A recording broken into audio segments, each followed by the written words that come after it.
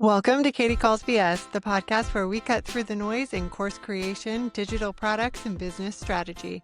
I'm Katie Miller, bringing you blunt advice, real action steps, and the occasional F-bomb because building a business is hard and the BS isn't helping. Let's get into it. Welcome back to another episode of Katie Calls BS. It's one of our least favorite, but also favorite topics, and one I see so many business owners and my clients struggling with. It sits right at the intersection of your expertise, your identity, and your livelihood, and that's a very loaded place to be. We're talking about pricing.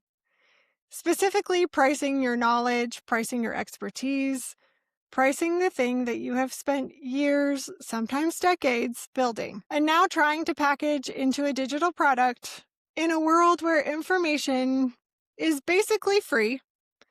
We can find pretty much anything on the interwebs these days.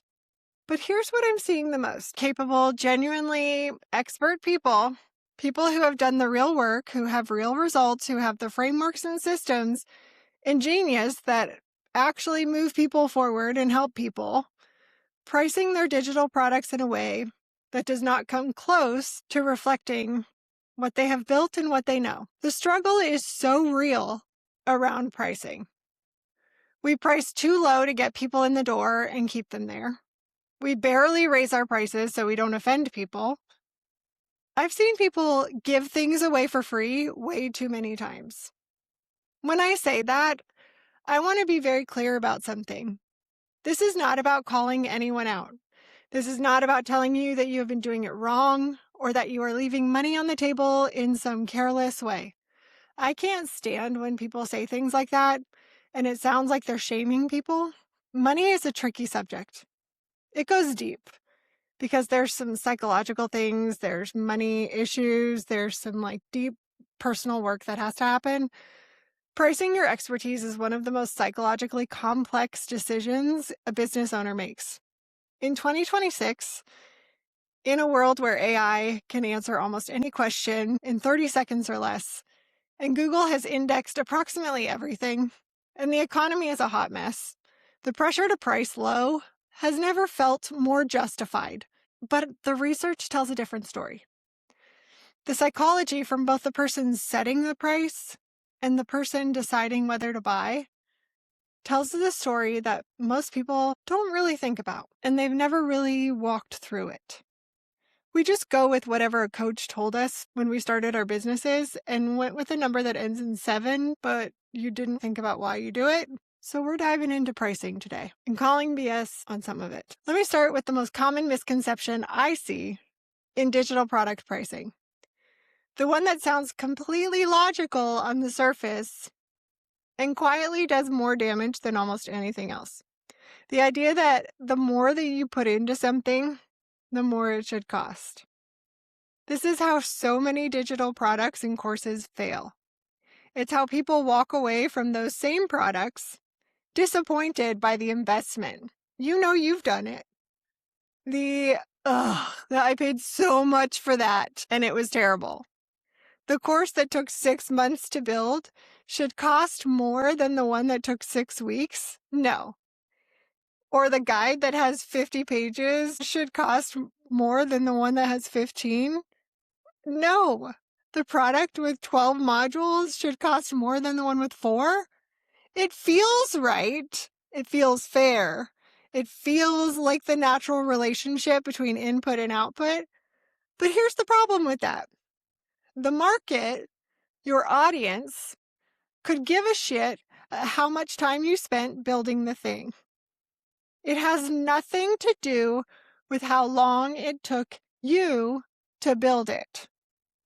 You cannot price a digital product based on your hourly rate. Because maybe you started the thing and then you stopped. And then you started it again and then you stopped. It is not what determines whether someone buys the digital product. What determines whether someone buys it is whether they believe the product will do something for them. It is the transformation for the client, always. Whether they trust that the outcome on the other side of it is worth the price they are being asked to pay. Effort is internal. The value is external. A template that took you a day to build but saves your ideal client 15 hours of frustrating, error-prone work is not a low-value product because you built it quickly. It's a high-value product because of what it does for the person who buys it. A microlearning built in a week from 15 years of client experience is not worth less than a course that took months to produce. It might be worth more because it's more focused and more specific and more immediately applicable. The length, the production time, the number of modules, the hours you logged building it, none of those things are what the buyer is purchasing. They are purchasing the outcome. That is the only thing your price should reflect. And that is really hard for a lot of business owners to grasp. I bought a course once that was $65. Not a super high priced course. You're not expecting a ton from it, but you are expecting to get value. That thing should have been less. The video edit was terrible. The content was decent. I almost messaged the creator asking if I could fix their course so they could charge more, but I didn't want to be rude. It might surprise you how many people underprice their digital products. I see it all the time with my clients. They hesitate when I suggest what they should charge. But research consistently shows that creators and service business owners underprice their digital products by as much as 40% compared to what buyers perceive them to be worth. 40%. I want to let that sink in. It's not 10%. It's not a small gap that could be explained by market variation or niche differences. 40%, which means that on average, the person who just bought your product valued it significantly more than what you charged for it. That pattern holds across product types like courses, templates, guides, frameworks, toolkits. Consistently, the people who buy them assign more value to what they received than the seller believed they were delivering. Here's the part that we need to take away from this, okay? This is not primarily a revenue problem. It's a signal problem. When you underprice something, you are not just earning less than you could. You're sending a message to the market before anyone reads a single word of your sales page. The message is, I'm not sure this is worth more. The message is not, I want this to be accessible. That's not the message we want. We don't want to send the message, I'm not sure this is worth more. Buyers do not see your price and think, what a generous person. They're just giving it away. That's not what they're thinking. They see your price and they think, what does this tell me about what I'm about to buy? A price that does not reflect the value of what you have built, even if you mean well, works against the very people you're trying to serve. You're not attracting the right people because it filters out the buyers who would have taken it seriously, who would have engaged with the product, who would have applied what they learned, and they would have gotten the results that you intended for them to get. Now, when you price it really low, you're attracting the people who are just price shopping. They're just collecting the digital products that are low cost. You know you have them too. The ones that you purchased because they were low cost, you've never opened them, you maybe looked at it real quick when you downloaded it, but you didn't actually do anything with it. They bought it, they glance at it, they move on. They don't ever take the next step. They just let it sit in their files. And they're never going to be the people that work one-on-one with you. The research is not telling you to randomly charge more, to not just assign more, just hike up your prices. That's not what it's telling you. It's telling you that the gap between what you think your product is worth and what your buyer is actually experiencing is almost always larger than you expected. So if buyers consistently value our products more than we do, why do we keep pricing them lower than they're worth? It's all those fun, deep human patterns and the relationship that each one of us has with money. They show up in almost every service business owner I have ever worked with or talked to. So let's talk about the top 3 that I see. The most common ones that I see. The first one is proximity bias. When you are deeply close to your own expertise, when you've been living inside a framework or business for years, it stops feeling like an expertise. It feels like common sense. It feels really obvious, like everyone should know these things. You can explain them in your sleep, but they're not expertise to everyone. That's the entire point. The fact that it feels obvious to you is not evidence that it is widely known. It is evidence that you have developed genuine mastery. Mastery, real earned applied mastery in this subject matter, is exactly what people are paying you for. The proximity that makes your knowledge feel ordinary is the same proximity that makes you valuable. You can't see that when you're so close to it, but your buyer can see it from the moment they encounter what you have to offer, all your digital products, or when they work with you. The second one is effort value confusion. This is the one we just talked about when we talk about the misconception side, but it has a psychological root worth naming. When you spend significant time building something, your brain forms an attachment to the effort itself. Psychologists call this the IKEA effect. We overvalue things we have built ourselves, not because of what they are worth, but because of the investment we made in making them. This works both ways. When something took a long time, you feel like you should charge more to justify the effort. When you built something in a week that felt effortless because you have done the underlying work for 15 years, you feel like you should charge less because it didn't feel that hard. Like, I threw together this thing and it was so fun for me, I'm going to give it away for free. It's nothing. The person buying your product is not paying for your struggle. They are paying for your clarity. The third one is imposter math. I see this so much. It's the one I see the most, and the one that does the most quiet damage. The internal calculation goes something like this. Someone else is doing this for less, so I have to match it. Or I am not as well known as that person, so I can't charge what they charge. Or what if someone thinks it is not worth it and asks for a refund? This is imposter math. It is pricing based on fear of being found out rather than on evidence of what you deliver and what you have to offer. It sets a price that's designed to avoid rejection rather than reflect your value. It preemptively discounts their expertise before anyone has had a chance to decide for themselves. It creates this self-fulfilling prophecy that low price signals low value, which attracts low commitment buyers, which produces low quality results, which confirms the fear that the product was not worth more. So it's just this cycle of, well, I'll set the price low and have a low value, and then when nobody buys it, see, it wasn't worth anything anyway. The way out of imposter math is not more confidence in the abstract sense, it's more clarity about what the outcome of your product can do for people, and more honesty about the gap between what you charge and what your buyer receives. There's value in what you have to offer.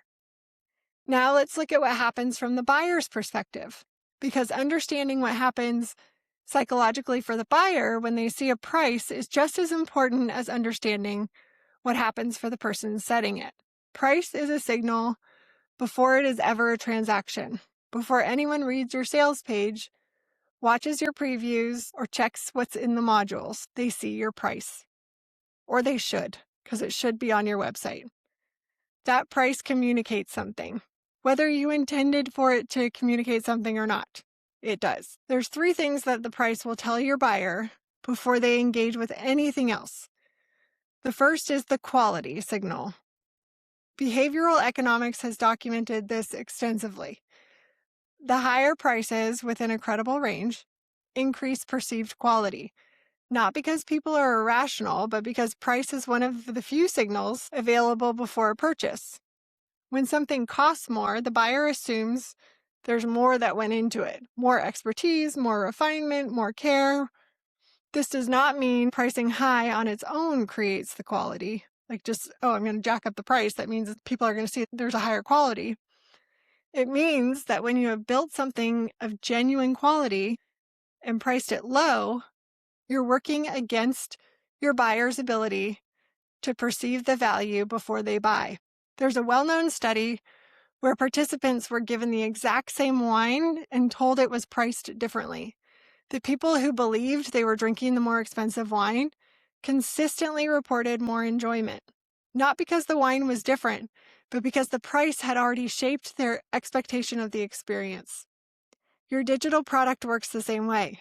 The price your buyer sees before they download or log in is going to impact how they interact with your digital product.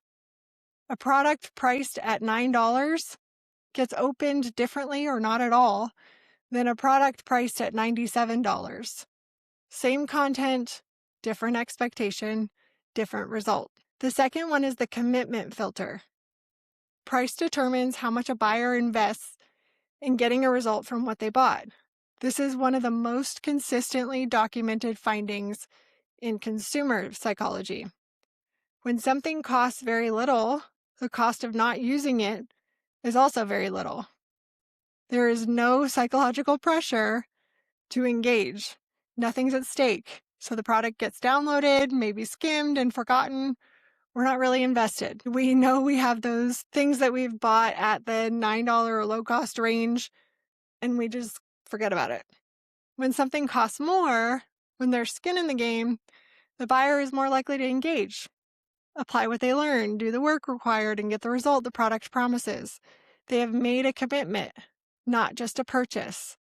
This is why a $7 or $9, $15 course often produces worse outcomes for its buyers than the $97 or the $147 or the $200 course with similar content. Not because of the material, because of what the price required of the buyer before they even opened it.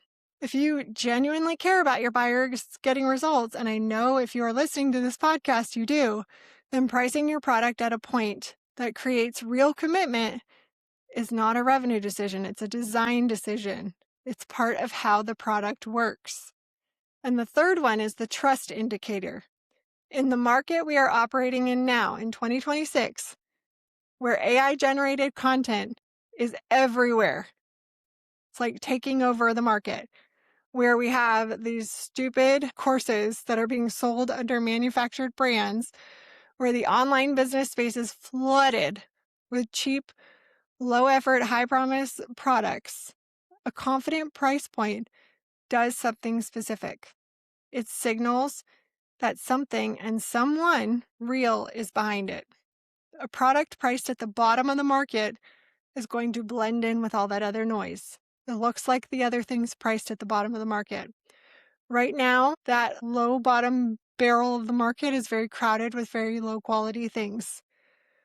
We want to set ourselves apart from that bottom of the barrel, AI slop and crap content out there, because that's not what we're producing here. A product priced with confidence invites the buyer to take it seriously.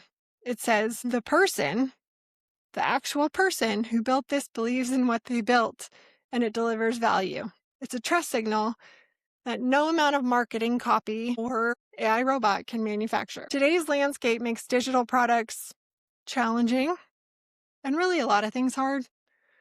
We live in a world of infinite accessible knowledge. Google's indexed more information than any human can process in a lifetime. AI can synthesize that information and answer almost any question in real time. YouTube has tutorials on virtually everything. Free content is not scarce. It is overwhelming. It kind of feels like if someone can just use all these tools we have, why are they going to pay for my digital product? The main difference is you. The difference between all these tools, especially AI, and a well-designed digital product is not the information itself. It's the application. It's the sequence. It's the specific context. It is the fact that someone who has done this work with real clients in real situations has taken everything they know and organized it into something that gets a specific person from a specific problem to a specific result. That's not available for free. That's not what AI generates. That's what you have built and what you as a human being can do. What the market is showing is that buyers are getting more selective, not less. They are not looking for more information. They are looking for the right guide, the specific framework, the thing that cuts through all of this BS noise and tells them exactly what to do in their situation. People will pay for that. They're paying for it now. The businesses that are capturing that kind of revenue are not the ones with the most content. They are the ones who have positioned themselves and their expertise most clearly and priced it well with confidence. That commodity layer is free, but your expertise is not. Pricing it like a commodity is not going to serve your buyers. It is obscuring the very thing that you have built your entire business on. Pricing does not just apply to individual products. In a digital product ecosystem, price is part of the entire architecture. Each product in the ecosystem has a job, which we talked about in episode 134. The price of each product is part of how it does that job. We have the entry point price. The first product someone buys from you is not just a transaction. It's the audition. Your buyer is testing whether your thinking is worth their investment in money and time. The price at this level needs to be low enough to reduce the barrier to that first decision, but not so low that it tells them that nothing inside of it is worth it. That they're like, oh, okay, I'm not going to invest anymore. A well-priced entry point, microlearning, focused guide, a specific framework, whatever it is, earns that first trust. So it's important to price this the right way. It's the product that says, this is what my thinking looks like. It opens the door to everything else in the ecosystem. Then we have the core transformation price. This is the product that delivers the primary outcome your ecosystem is built around. Your mini course, your signature program, the structured journey from problem to result. This is where your pricing needs to reflect the full weight of what you have built. Ask yourself, what would it cost someone to get this result another way? Through one-on-one coaching, through hiring a consultant, months of trial and error? The answer to that question, it's not your price, but it's your reference point. Your product should be priced as a compelling alternative to those options, not a discount version. We're not doing discount versions here. Then there's the expansion layer price. This is where pricing becomes strategic in a different way. Products that extend your reach beyond one-on-one work can be priced in a range that makes the expertise accessible to people who are not ready for the core transformation, who prefer self-guided learning, DIY type stuff. But even here, accessible does not mean undervalued. It means appropriately positioned for where the buyer is on the journey. When every product in your ecosystem is priced to reflect its job, not the production cost, not how long it took to build, not what someone else charges for something sort of similar. This is why we do market research. The whole system works differently. Buyers move through it with intention. They know what they're doing. Each price point earns the next level of trust. This is why instructional design is complicated. The revenue reflects the actual value of what you have built. So how do we do all this? How do we price our stuff? Before you set a price on any digital product, new or existing, you have to answer a few questions. The first question is, what's the outcome? What's the whole point of this product? Not what's in the product. What is different for someone once they have been through it? What can they do, know, decide, or build that they could not do before? Because if you are handing someone the digital product, or they are downloading whatever they're doing, and they can't do anything different afterwards, it is not valuable. You have just given them busy work, and we all hate busy work. The more specific and tangible you can make that answer to the question, the clearer your pricing becomes. If you can't answer it clearly, your product is not ready and is not ready to be priced. The second question is, what does this outcome cost if you were to deliver it a different way? If someone wanted to get this result without your product, what would it take? Is it coaching? Is it consultant? Is it hours of research and experimenting? Is it a course from someone with a bigger platform? It's not about matching that price, but it's about understanding the alternatives your buyer is looking at. Your product should be a compelling choice within that landscape of that comparison shopping your buyer might be doing.